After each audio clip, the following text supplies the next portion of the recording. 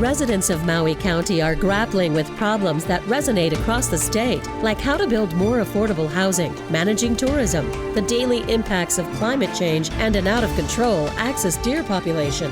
Several political newcomers with ideas on how to deal with those and other issues are vying for spots on the County Council. Tonight's live broadcast and live stream of insights on PBS Hawaii start now.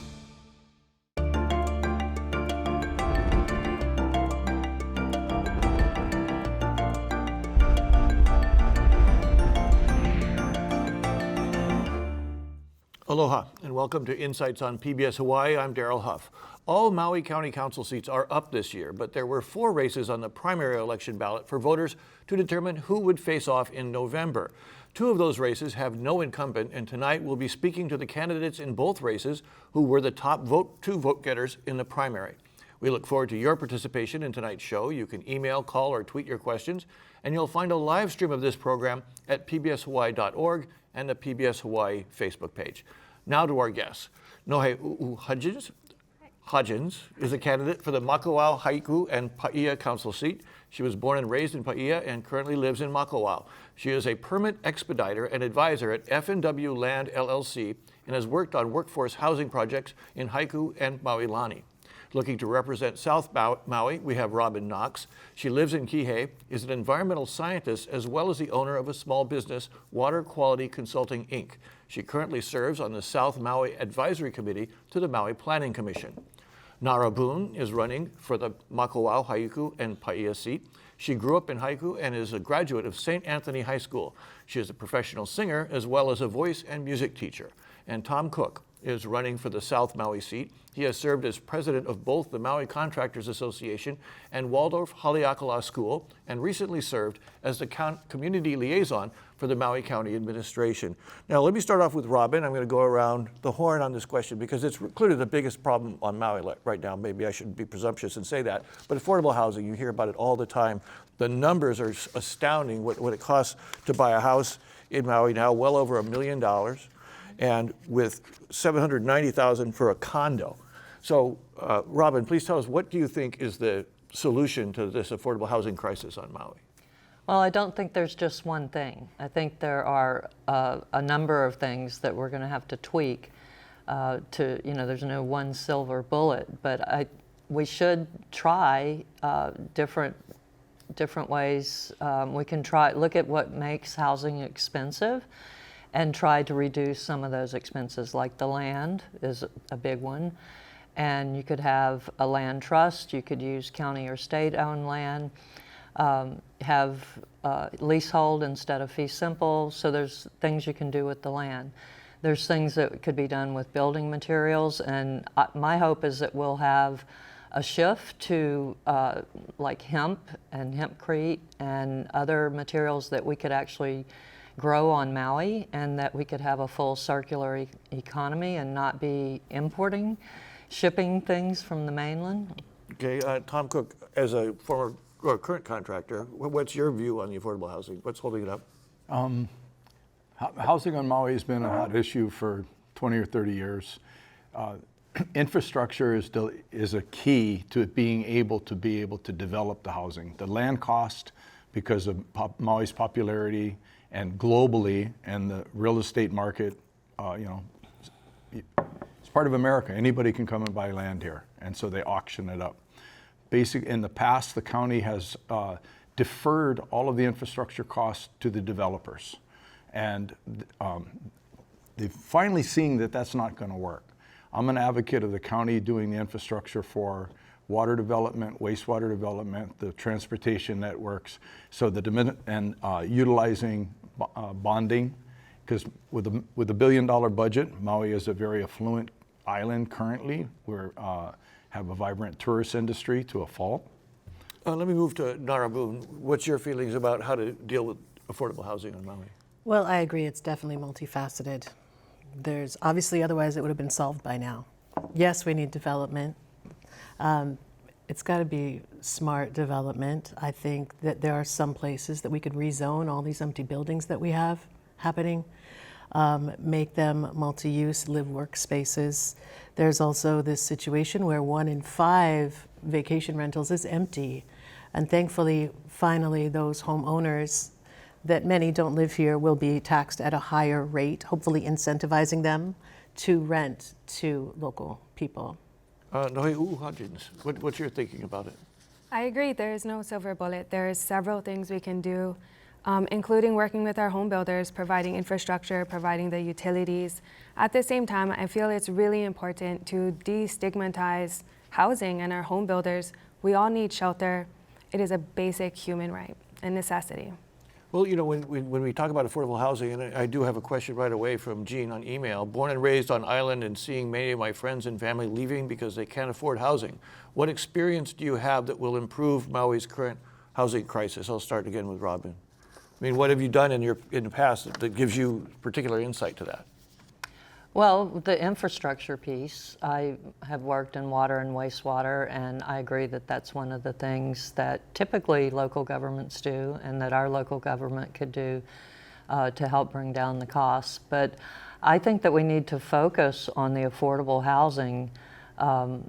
You know, instead of building 80% market price and 20% affordable, if we keep doing that, we would have to build 25,000 houses to get our 5,000 affordable homes.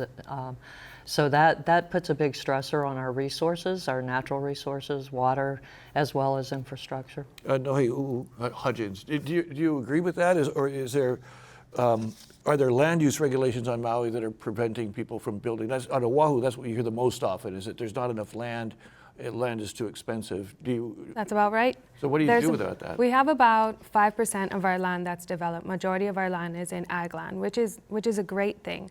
But if we lessen some of the entitlement processes and make it a little bit easier to rezone for multifamily or single family so we can continue to provide housing, that would be very important. I've helped create some affordable housing, and it's a great feeling to be able to do that for our community.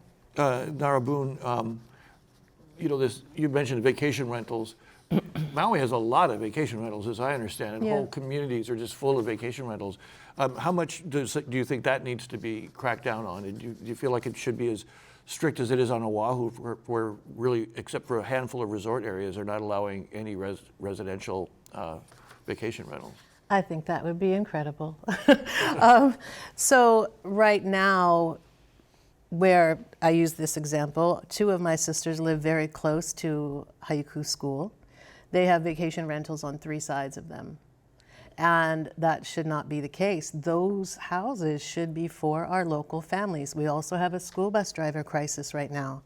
We have a shortage. Those should be filled with families that the kids can walk to school.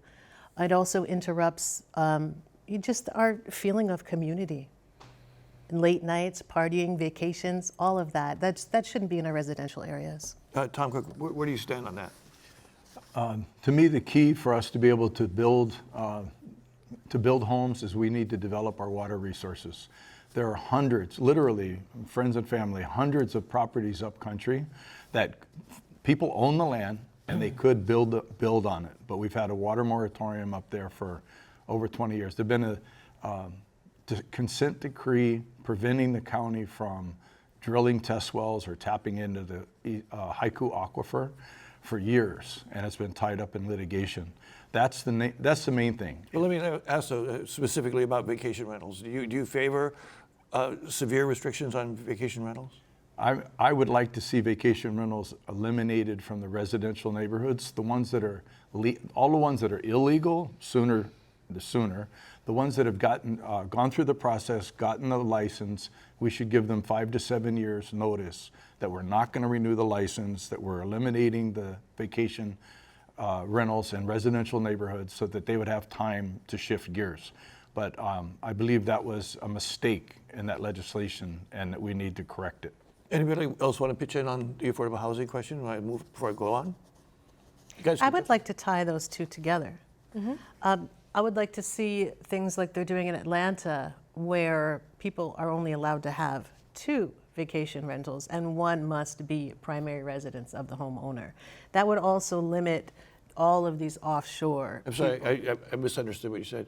You said people have 2 rentals, but only one has to be a full-time owner and the one owner-occupied rental, so they maybe rent out a room or 2 rooms or something else, but they're limited to 2.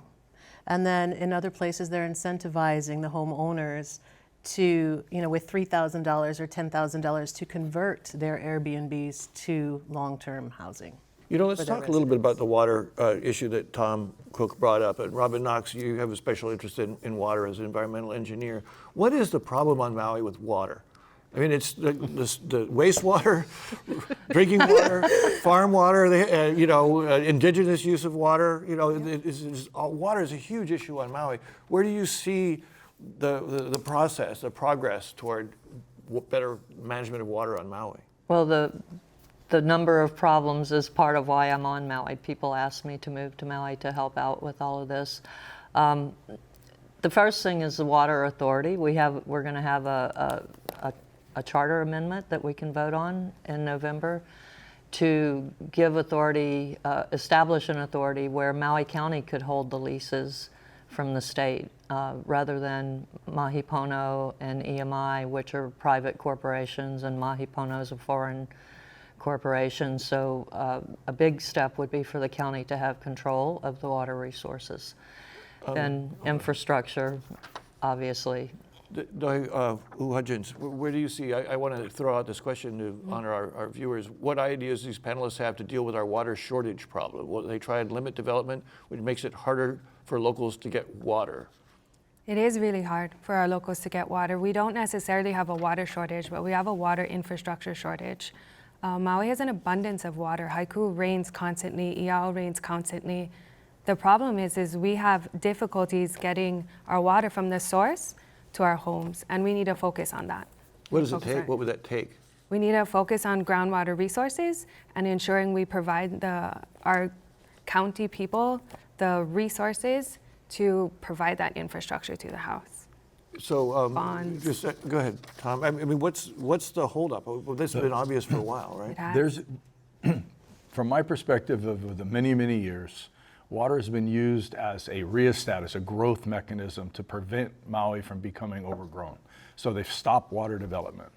The an East Maui group sued Maui County, and Mayor Arakawa 19 years ago signed a consent decree, which basically just shut off all of they have to redo the environmental impact statement, they have to redo everything. So there is a organized group of people who are preventing the county from developing additional source. Mm-hmm. It's bigger than that, but that's a fundamental fact that has continued through all the years, and our local community is suffering as a result of it. Nara Boone, let me ask you, I mean, do you see the same way that water has been used as leverage to prevent development, and that there are groups organized against making more water available? I'm not sure about that. My perspective on all of this is that we need to move away from the plantation kind of architecture of our society, especially on Maui. I think about all of the water that is there. As Nohe said, it's plentiful. Although, I mean, I'm looking for the streams that are running like they used to, and I'm not seeing it right now. But there's a lot of water that's being wasted through the EMI system that's not being kept up. What's EMI? So, East Maui Irrigation System. So it's the water delivery system that for many of us is the issue, because the water itself is a public trust. With this Maui Nui water management system that's going to be on the ballot, a proposal, then the county and state could take over this water delivery system. Then we'd be eligible for federal funding, state funding, other funding to upkeep these systems, because right now with the EMI, there's actually a leakage of 20 to sometimes I've heard 40% of the water.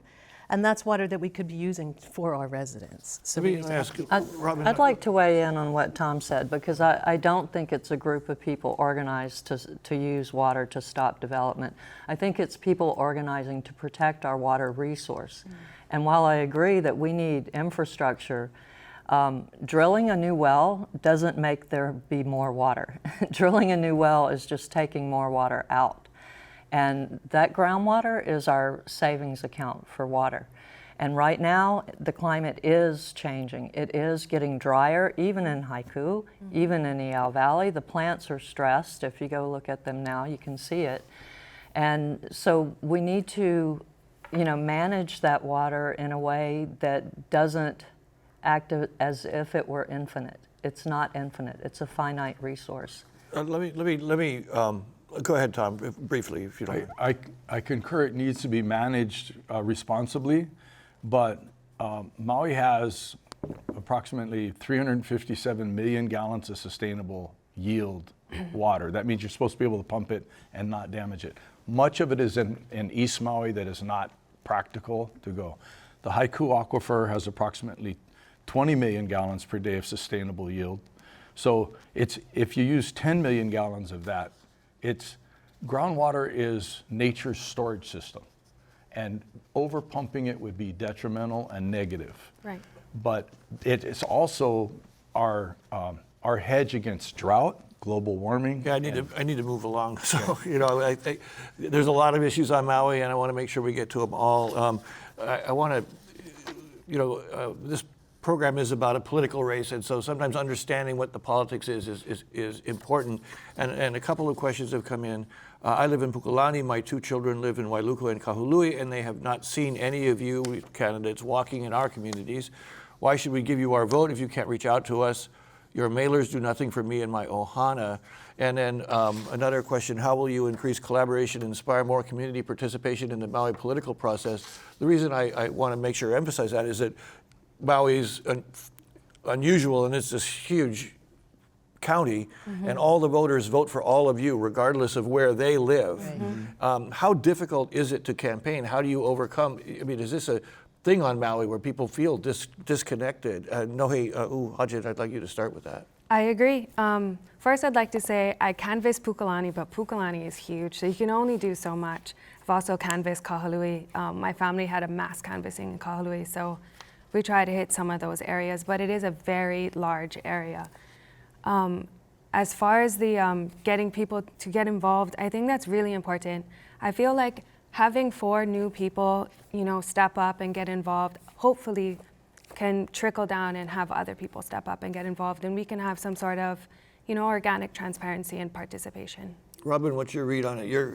None of you have been politicians before, right? No. So what's your experience being out there campaigning? It is very difficult to canvass these very large areas, but what we are planning in the next few months is at different community centers having events. And there's been a few of those before the primary, but there'll be more of them before the general election. To reach out, and especially to families, have an event where they can come and we'll have something for the keiki, and they can come and have some food and meet the candidates. Sounds like the old-fashioned way. Yes, how have you been dealing with this as a first-time candidate as well? Oh, it's been interesting. It's been challenging. Plus, I have 3 kids, and plus I teach. So it's finding the time for all of it. I knew that it was going to be time-consuming and take a lot of energy, and I didn't know quite how much. But I have been doing the sign waving. We flew to Molokai to meet with the people there, which was fantastic. We will be participating in several different community events. I also want to go to this idea of getting people involved. For me, I work with people that have trauma and their voices are stifled. Adults as well.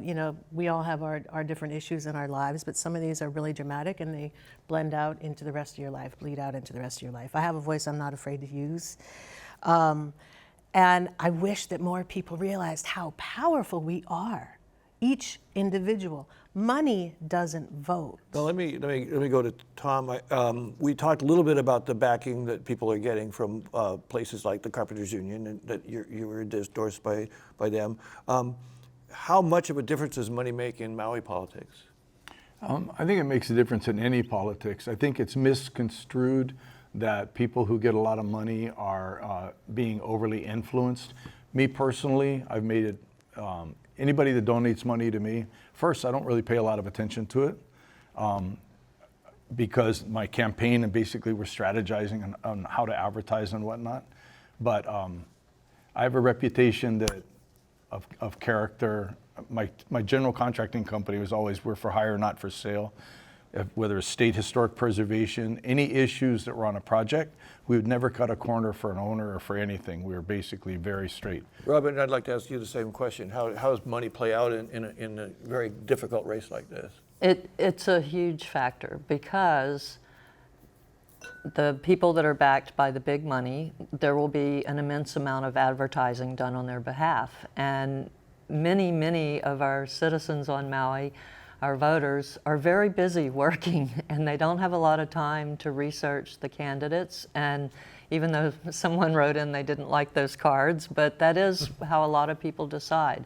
So when one candidate has a lot of money coming in and support like that and the other doesn't, to me, it doesn't seem like a fair race, and I would really like to see the money out of politics. I would like to see publicly funded elections where everyone has the same amount of money. Does it, Nohe Uʻu-Hodgins, does one, if you could also answer whether you feel that money makes a big difference, but also has money tended to flow to pro-development candidates in Maui historically? That's a very good question. Money plays a big role in local politics, Maui politics. As we discussed earlier, it's 3 counties, 3 islands, in one county, and you can't go everywhere. Very expensive. So it's very expensive. Mailers are very expensive, even though not everybody likes them. I think every side, if there is a side, definitely has some money coming in. There usually is a lot of money in the development side, if that's what we want to call it. But there's money on both sides of the issues, for sure. Okay, I got a question to a completely different subject. Axis deer. With the overabundance of axis deer, would any of these 4 candidates consider the idea of selling deer meat to neighbor islands? Let me start with Nara Boone. How about selling deer meat to our islands? How about creating that food sustainability for all of us? Yeah. What's the issue there? There are many different issues. One is that there needs to be USDA approval to sell the meat, and it must be butchered within 2 hours. It must be humane kill, not inhumane, humane kill. So, and I could be wrong on this, but I think it's either 1 shot to the head or to the heart. It must be processed within 2 hours. So if we had more mobile USDA certified processing facilities available, that would make an incredible difference. There's also the issue of public land versus private as far as hunting goes. And there are some people that believe that if we start hunting the deer, then we are taking away from their food source. So there is resistance on that end as well. So it's multifaceted. Established hunters, you mean? No, not necessarily. Native Hawaiians, other people, yeah. Robin Knox, what do you think, the axis deer, what do you think of that problem, and where do you have to deal with it? I'd like to turn that problem into a resource. I hate it when I hear about the eradication efforts where they shoot them from helicopters and carcasses are left out and pollute the watershed and things like that. I think we need to find the way to make this a food resource, whatever it involves. Get the USDA, get the mobile, slaughterhouse going, because it is a resource, and if the ships stop coming, which we had a recent experience to remind us that could happen, and all of our food's being shipped in, more than 85% of our food comes from off island. So it could be a big part of our food security if we could access that as a food source. It is Ulupalakua Ranch does have food processing and FDA, and so they have that set up, and they're doing it for several hundred animals a week and selling it to the schools and whatnot. This is the problem. There's so many deer, and they're basically it's impacting the cattle industry because they're chewing the grass down to dirt. It's a super environmental hazard because not only dust blowing off the topsoil, but soil erosion. They multiply like 20% it's way out of control. So I agree that it's a resource. We need to keep it as a resource, but we need to do a major capture mitigation, because it's one of the worst environmental invasive species hazards on Maui right now. Nohe, what do you think of it? You know what, I don't really disagree with anybody here. It is an issue. Deer are in my yard every single day. They eat my leaves on my tea leaves, my fruit, my avocados, everything. Deer will eat everything. I don't disagree that we need to see it as a food source. I do know that Ulupalakua Ranch has a mobile meat processing facility, and we should do more to support that. Do you agree with an eradication type program? I would love not to see food go to waste. I don't think it's respectful to the animal, but we do need to do something now. They do increase fairly quickly. So George asks, what are they going to do about access to public waterways and beaches? Development on South Maui has made it hard for locals to access public beaches. Robin, I think you and Tom are both running for the South Maui district. What is happening there, and how bad is it, and what needs to be done? Well, the latest situation, the latest solution that's being discussed is to have paid parking for visitors and free parking for residents. Our Kihei in particular gets a lot of the tourism traffic, and yeah, if you don't get to the beach really early, there's no parking. It's hard for families to go on holidays and weekends when they're off work to go to the beach, with their kids. So, there's some controls being considered, like not letting visitors go to the beach before 10 a.m. All of this is just beginning to be discussed, so we don't know how that's going to play out yet. And there are a lot of concerns, even about the free parking for locals, if there would be enough free parking compared to the paid parking. It reminds me, is parking the main issue with beach access? It really is. There's pretty good beach access, pretty good enforcement of having beach access, but the parking, if you don't have a place to park, then you really can't access it. Tom, you got any thoughts on that? No, I concur. I think that there is vacant properties that could be utilized as parking lots on the Mauka side of South Kihei Road, areas that if the county was proactive, contacting owners, working with all the different groups and saying, this is what we want to do in this area, and people agreeing and not fighting each other, then we could provide more parking. I think that the locals on Maui have really been, there's no place to go anymore. So possibly like the west side, Thousand Peaks, areas where full-on campgrounds, kind of like Wainapanapa, with a caretaker and locals only. And I mean, I'm talking about 100 acres. Let me go to Nara Boone. My experience with Maui, I'm sorry, usually as a visitor, I haven't spent a lot of time there, but what drives me crazy, even as a visitor, was you've got huge resort areas as opposed to here in Oahu, where there's hotel, hotel, hotel, hotel. They have parking lots. You can generally find parking. I live near Ko'olina, which just is what you described it. By 8 in the morning, all the parking spots are gone. Right. You cannot get to those beaches. What is your thinking about that? Is this a private property versus public access issue that's developed? I think so. And I know that there's South Maui, but I'm thinking about the North Shore, and I'm thinking about where I grew up, and I can't go down to Pawela Lighthouse. I can't go to West Kuiaha Bay. The shoreline there has all been privatized.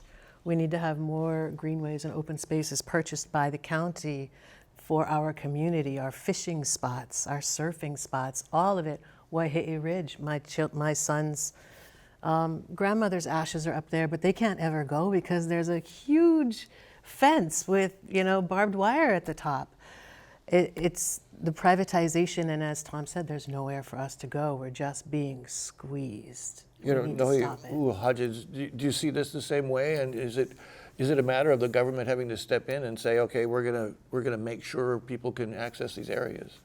Yes, I like our new county's parking idea. I do think our county needs to better provide parks for our local residents as well as some of our visitors. There is a difference between private property, right? We can't trespass. As a Hawaiian, I do have rights to go to the beach, and I do have rights to practice my culture, as all Hawaiians do. But it is a problem, for sure. Tom Cook, is this about over-tourism, though? I mean, I think I saw a report today that something like 26,000 people come into Maui's airport every day. That's the level it was coming in at Honolulu Airport, not too long ago. I mean, is this more about too many tourists on Maui? Maui needs to mitigate its tourism, manage its tourism. Okay, I don't think that the hotel moratorium or the caps The legislative things aren't necessarily solutions. Keeping them, encouraging the tourists to stay in the resort areas was the way Maui was designed, and making expensive parking, enforcing areas like on the Hana Highway where there's no parking signs and there'll be a car in between each sign. People want to come here because it's beautiful. People, you know, they're not bad people, but yeah, we're being loved to death, and the government needs to, the community needs to come up with practical working ways that we can still have our vibrant industry, but we can get back our island lifestyle. Okay, Robin, I didn't really hear a specific, I mean, do you think there's too many tourists, and what would you do about it? Yes, I think there's too many tourists. We have a goal in the Maui Island plan that there not be more than 1 tourist for every 3 residents, and right now I think we're at 50% tourists on any one day. And to control it, we don't have control of a lot of things. Let me, I'm sorry to interrupt you, but let me understand that, because on Oahu we haven't had that kind of a discussion. You actually have a plan that says there's only supposed to be 1 tourist for every 3 residents, but you're already at 2 tourists for every 4 residents. Correct. So, right, about roughly? Yeah, well, we can debate the statistics. Okay, but let me just stick with Robin on this, though. So, if you've got a plan that says this is what it's supposed to be and you're already past it, what should have happened and what still can happen to meet the goal of that plan? Well, there's only a few things that the county really has control over. Parking's one of them. Land use is one of them, like having a moratorium on new visitor lodging. We can't stop the airplanes from coming. We could control how many rental cars there are. We could do things like Tom said to encourage people to stay in the resort areas. I think we could do a lot with mass transit to cut down on some of the impacts of tourism by, not having so many cars on the road. Let me ask Nohe Uʻu-Hodgins, what levers do you think would work? Well, that's a really, really hard question, because we cannot control the tourists coming in. Unfortunately, it is a federally mandated airport. We don't have control over that. Well, let me follow up though with something that Robin suggested, that we can control how many rental cars there are. Is that really something that could happen? And well, during the pandemic, we pulled back a lot of our rental cars, and what we saw was our local people, the residents of Maui, getting involved in something like Toro and renting out those cars. So, we're making a lot of money. They were making good money. Yeah, they were. And so, I think people will find a way to accommodate our visitors. And we need to be realistic with our decisions we make to manage our tourism. Do you have any specific suggestions that you'd propose? That's such a hard one. I don't disagree with the parking. I think that's really great. We have a reservation system, like places for Wainapa Napa, Haleakala National Park. I like the reservation system. I like the parking system. And I believe we should try to keep our tourists in our resident resort areas so that we can reap as much tax benefits as we can. Nara Boone, your thoughts about the over-tourism? I think what the pandemic demonstrated was a beautifully glaring reality that we have far too many rental cars on our islands. On Maui in particular, it was mind-boggling to drive the airport road and have somebody in the passenger seat filming for like 2 minutes, and it's all just rental cars parked in the fields. It's too much. The impact on the quality of life for the residents from getting from Haʻikū to Lahaina took 45 minutes, not an hour and a half. But how do you limit the number of rental cars? I'm just curious, what's the actual legislation that would be necessary? Well, I'm not sure, but that's something we can find out and we can limit. And as Nohe said, perhaps that's something that we diversify our economy and allow a certain amount of Turo cars from our residents to make that money as well. Let me just circle back to Tom Cook, because I didn't push you on this, and I will now. What lever do you think is the most valuable lever in managing tourists? I think I think the reason we're feeling such a huge impact in tourism is because we're so constrained in our housing and where we live and our transportation and everything. Maui hasn't grown. We haven't built any roads. We obviously have a shortage of housing. When they redid the airport road, Dairy Road became usable. Okay, and I'm not saying that more. I'm saying the solution isn't more growth in itself, but the solution is if locals aren't so packed together and that we have neighborhoods and places to go. If you drive down at night in Kihei at least, and Waihe and Waihe, the side of the road is lined with cars. And the reason it's lined with cars is because everybody is living in a garage, is living in a house. Local people have plenty of cars too. No. Well, I'm just saying, people need housing. So fixing our housing situation is going to make the intensity of the tourism less. Okay, anyone have a last word on tourism? No, I'm going to move on then. I have one thing to say. Short. Okay. The ratio of tourists is distorted because they're considering all second homes as visitors and not as part-time residents. Okay, this is a very big issue on Maui. What should Maui County do about sea level rise? And this question doesn't just go to the roads and stuff that you already see inundated, but also hardening of shorelines and so on. And so, Nara Boone, what do you think? Let's start with a specific thing. Do you feel like people should be allowed to build seawalls to protect their properties, or should they just get used to the idea that they're going to have to back off the shoreline? Do you have that as an issue much on Maui? Yes. My understanding of seawalls is that they impact the surrounding areas in a detrimental way.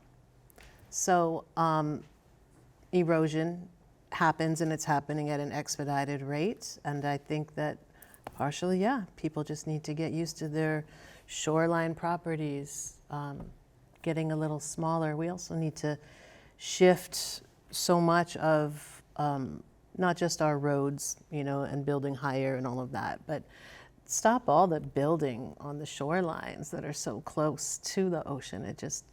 It doesn't make sense to me. And our water treatment facility in Kahului it's going to be moved inland, but yeah.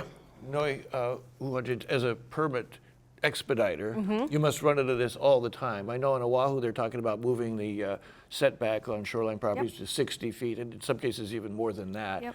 Is that something that exists on Maui in a strong way? Does it need to be stronger in order to protect the shorelines?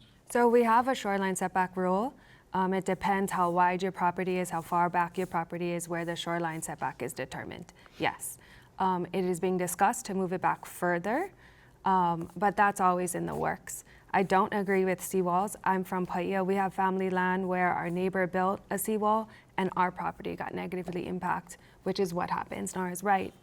So no, I don't agree with seawalls, and we do need to prepare for the inevitable, and we should start thinking about moving Mauka slowly.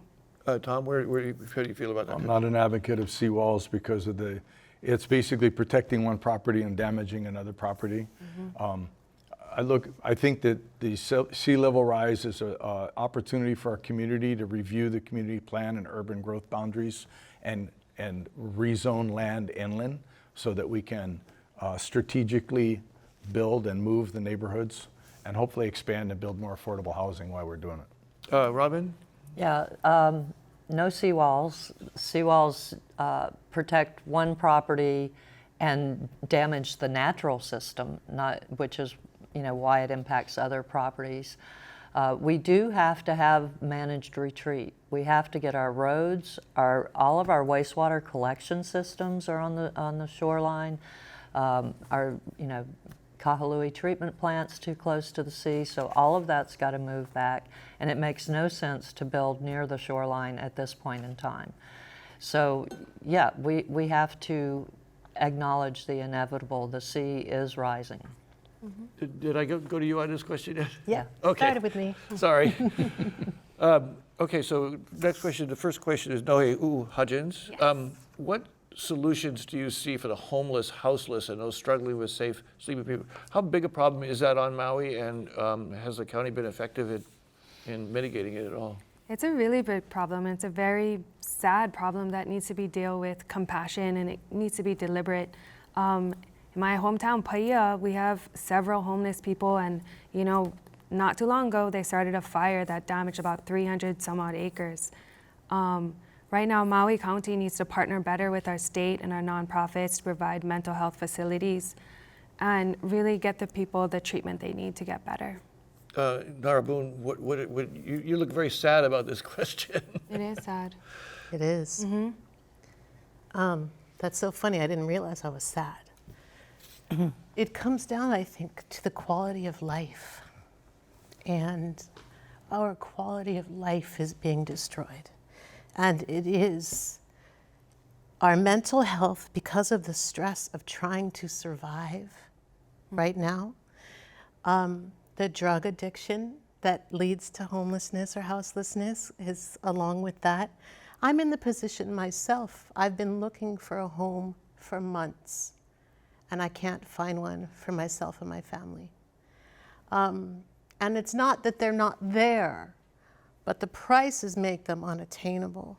A 3-bedroom should not be advertised for $37,000, $45,000, $100 a month.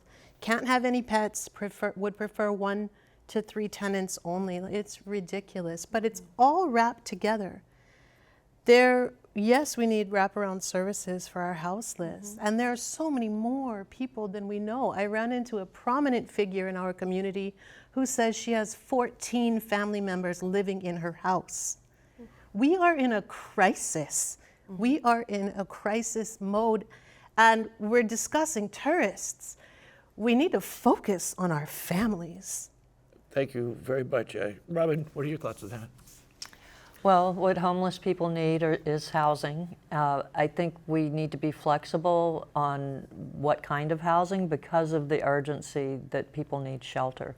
So we could do, they call them the pallet houses during COVID that were these small dwellings for homeless people. We could do mobile homes, which isn't popular, but it is quick and inexpensive and could get people in houses. One of the big things, we need more shelter beds. We need the kind of social services for drug addiction and mental health. But we also need to lower the bar on getting into the shelters that are available. There's so many rules. You know, you can't be an addict, you can't be an alcoholic, you can't have a dog. They want to split families up sometimes. You have to have your ID, you have to have all your paperwork. And these are significant challenges for people, especially if they've been chronically homeless. Tom, what are your thoughts? I have a lot of compassion. My 8 months in the administration, I learned a lot. The Department of Housing and Human Concerns Housing First program, which is basically what the federal government and the state government are advocating, which eliminates the need to have ID.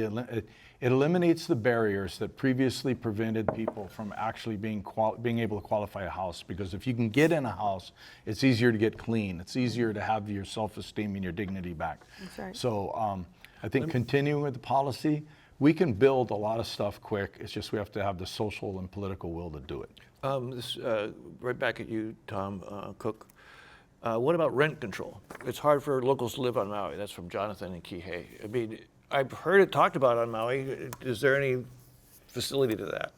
That's a tough issue. I would first rent control, do away with the illegal vacation rentals so that inventory is available. The other thing is let people lighten up and let people, especially up country. We need to have, I think we need zoning for more urban areas, and then country. The planning department tells you what size fence you can have in a farm and what you do. Upcountry could have a lot of housing for a lot of local families and a lot of people if they would just lighten up and let people build stuff. Let me ask Nohe Uʻu-Hodgins on that. Again, it's a permitting issue. I mean, is there places that people could be building now that they're not? Yeah, definitely. I don't disagree. So we have big ag parcels.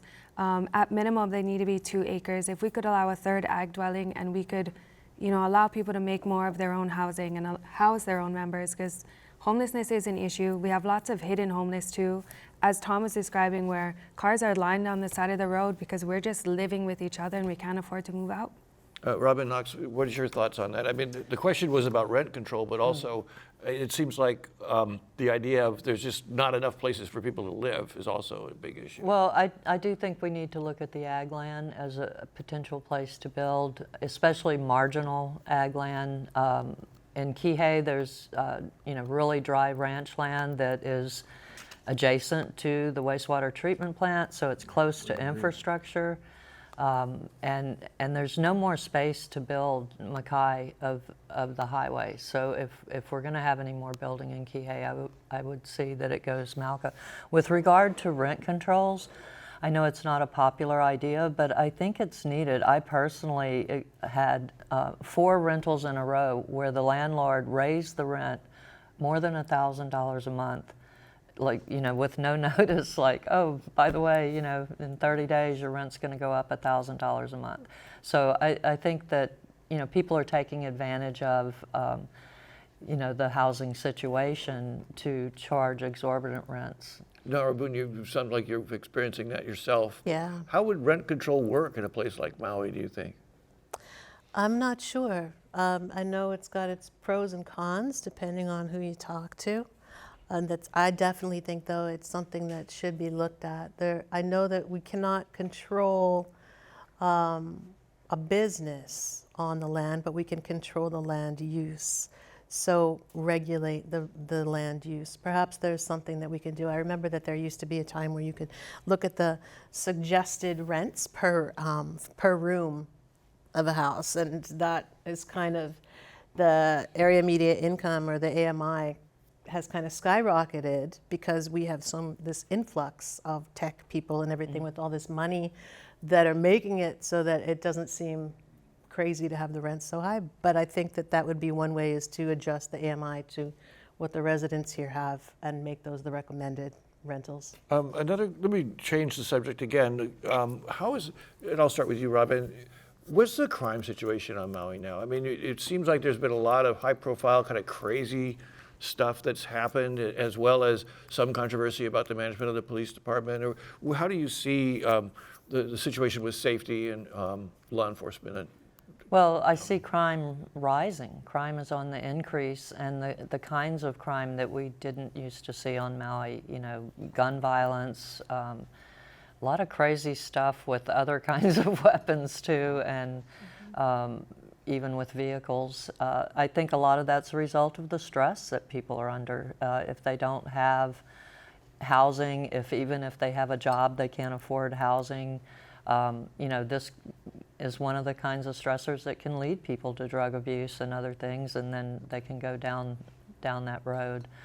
But yeah, the crime is definitely increasing on Maui. And with the police department, one of the things that concerns me the most is how many missing people we have on Maui. We have so many unsolved missing persons cases, and that's really disturbing, and maybe we need a special unit for that, Tom Cook, your thoughts about the crime? Do people ask you a lot about that when you're campaigning? Not that much. I know that actually, I think that we have a surprisingly small amount of crime, like where we live in Kihei. It's a safe neighborhood. I feel safe in the neighborhood. We lock our doors because we don't want to be foolish for easy theft. With the amount of homelessness and the tension of the lack of housing and the tourism and everything, I think Maui is fortunate not to have a big crime issue. I think that we're primed, if we don't start addressing some of these issues, that it's going to get worse. Noe? I feel like we have had an uptick in some crime. I think there's a two-part, if not multifaceted solution. So we don't have our police officer staffage to where it should be. I think we're a few hundred short, as Robin said. I don't feel like we have enough mental health facilities, as I said earlier, to really help with some of these people. It is not that people are just committing crimes, but usually there's some sort of drug abuse involved, and we could identify the root problem. How's the substance abuse resources on Maui? We have Aloha House, we have mental health kokua, but we don't have enough, and we don't, and they're trying so hard, and it's such a heartbreaking job, and they really are trying, but we do need more. Nora, what do you think the crime? Unfortunately, I am very close to two pretty dramatic things that happened in Haʻikū in the past couple months. One, a family member, 75-year-old family member, was beaten very severely and had facial fractures, and the person that did it to him 8-9 days later ended up murdering someone. And unfortunately, well, that was one situation, and then there was a shooting where I grew up at 200 yards from my family home last week. So I think there's an uptick. Both of those situations were mental health things and drug addiction things. I know that the police are understaffed, but I know that the mental health workers are understaffed. I know that Kaiser is having a strike because they don't have enough mental health workers for the demand that's out there. It goes with substance abuse and all the rest of it. If we had housing for essential workers, So let's we could well, back to that, right? I mean, it keeps coming back to the same All thing, this- is that no one can afford to live there. Yeah. You know, Tom, I have a feeling I know what you're going to say, but I'll let you say it anyway. Is it, what is the cost of living driver on Maui? It's housing, right? Or is it other things too? It's housing. It's we're the most remote landmass on the planet. I mean, Hawaii is expensive. Maui's extra expensive, I think, because of the housing. I'd like the database to know who owns the homes. Are they locally owned? The people who are jacking the rent. You know, I mean, that's all tax records, and I don't want to like go after those people, but I think having some transparency in the home ownership, who is invested in our community and who is simply exploiting our community. absolutely. And but I do believe, and I don't want to beat it to death, building more homes and neighborhoods, not just homes, but neighborhoods. Revitalizing the industrial area in Kahului for apartments, using marginal ag land and doing building homes. I concur. Mauka Kihei, the pasture land, that's part of the controlled retreat. And it's like there are solutions. We just need to work together. Let me advance that a little bit more to diversity of the economy. And Robin Knox, I mean, how diverse is the economy on Maui? Is it just so service-oriented that it's not going to generate the kind of incomes people need? Is diversity of the economy an issue on Maui? It is, and we saw during the pandemic shutdown how big of an issue it is. It's never a good idea to put all your eggs in one basket. That's an old saying that has some good reason behind it. So we do need to diversify, and often people ask me, oh, well, what can replace tourism? Well, if you're looking for one thing to replace tourism, you're making the same mistake again. We need multiple things.